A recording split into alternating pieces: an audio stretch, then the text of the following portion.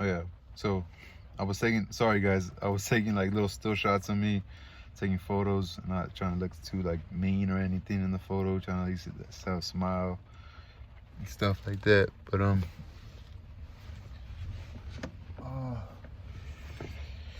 yeah, so I'm on chapter 17. I'm gonna stop at page 99. I got about 5 pages. And then I'd be pretty far along this book, you know what I'm saying? So chapter 17. This advance of the enemy had seemed to the youth like a ruthless hunting. He began to fume with rage and exasperation. He beat his foot upon the ground and scowled with hate at the swirling smoke that was approaching like a phantom flood. There was a maddening quality in this seeming resolution of the foe to give no rest, to give him no time to sit down and think. Yesterday he had fought and had fled rapidly. There had been many adventures, for today he felt that he had earned opportunities for contemplative repose. He could have enjoyed portraying to uninitiated listeners various scenes at which he had been a witness, or ably discussing the processes of war with other proved men. To it was important that he should have time for physical recuperation. He was sore and stiff from his experiences. He had received his fill of all exertions, and he wished to rest. But those other men seemed never to grow weary. They were fighting with their old speed. He had a wild hate for the relentless foe. Yesterday, when he had imagined the universe to be against him, he had hated it, little gods and big gods. Today, he hated the army of the foe with the same great hatred. He was not going to be battered of his life like a kitten chased by boys, he said. It was not well to drive men into final corners. At those moments, they could all develop teeth and claws. He leaned and spoke into his friend's ear. He menaced the woods with the gesture. If they keep on chasing us, by God, they'd better watch out. Can't stand too much.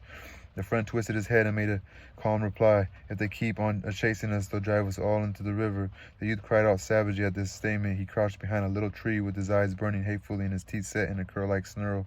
The awkward bandage was still about his head, and upon it, over his wound, there was a spot of dry blood. His hair was wondrously tousled, Tousled, and some straggling, moving locks hung over the cloth of the bandage down toward his forehead. His jacket and shirt were open at the throat and exposed his young bronze neck. There could be seen spasmodic gulpings at his throat. His fingers twined nervously about his rifle. He wished that it was an engine of annihilating power. He felt that he and his companions were being taunted and derided from sincere convictions that they were poor and puny. His knowledge of his inability to take vengeance for it made his rage into a dark and stormy specter that possessed him and made him dream of abominable cruelties. The tormentors were flies, sucking insolently at his blood, and he thought that he would have given his life for revenge of seeing their faces in pitiful plights. The winds of battlefield had swept all about the regiment until that the one rifle, instantly followed by others, flashed in its front. A moment later, the regiment roared forth its sudden and valiant retort. A dense wall of smoke settled slowly down and was furiously slit and slashed by the knife-like fire from the rifles. To the youth, the fighters resembled animals tossed for a death struggle into a dark pit. To the youth, the fighters resembled animals tossed for a death struggle in a dark pit. There was a sensation that he and his fellows at bay were pushing back, always pushing fierce onslaughts of creatures who were slippery. Their beams of crimson seemed to get no purchase upon the bodies of their foes. The latter seemed to evade them with ease and come through, between, around, and about with unopposed skill. When in a dream it occurred to the youth that his rifle was an impotent stick, he lost sense of everything but his hate, his desire to smash into pulp the glittering smile of victory which he could feel upon the faces of his enemies. The blue smoke swallow line curled and writhed like a snake stepped upon. It swung its ends to and fro in agony of fear and rage. The youth was not conscious that he was erect upon his feet. He did not know the direction of the ground. Indeed, once he even lost the habit of balance and fell heavily. He was up again immediately. One thought went through the chaos of his brain at that time. He wondered if he had fallen because he had been shot, but the suspicion flew away at once. He did not think more of it. He had taken up a first position behind the little tree. With a direct determination to hold it against the world, he had not deemed it possible that his army could that day succeed, and from this he felt the ability to fight harder, but the throng had surged in all ways until he lost directions and locations, and save that he knew where lay the enemy. The flames bit him, and the hot smoke broiled his skin. His rifle barrel grew so hot that ordinarily he could not have borne it upon his palms, but he kept on stuffing cartridges into it and pounding them with his clanking, bending ramrod. If he aimed at some charging form through the smoke, he pulled his trigger with a fierce grunt as if he were dealing a blow of the fist with all his strength. When the enemy seemed falling back before him in his fallows, he went instantly forward like a dog who's seen his foes lagging, turns and insists upon being pursued. And when he was compelled to retire again, he did it slowly, slowly, taking steps of wrathful despair. Once he, in his intent hate, was almost alone and was firing when all those near him had ceased. He was so engrossed in his occupation that he was not aware of a lull. He was recalled by a hoarse laugh and a sentence that came to his ears in a voice of contempt and amazement. "You infernal fool, don't you know enough to quit when there ain't anything to shoot at? Good God." He turned then and, pausing with his rifle thrown half into position, looked at the blue line of his comrades. During his moment of leisure, they seemed all to be engaged and staring with astonishment at him. They had become spectators. Turning to the front again, he saw, under the lifted smoke, a deserted ground. He looked bewildered for a moment. Then there appeared upon the glazed vacancy of his eyes a diamond point of intelligence, always said comprehending. He returned to his comrades and threw himself upon the ground. He sprawled like a man who had been thrashed. His flesh seemed strangely on fire, and the sounds of the battle continued in his ears. He groped blindly for his canteen.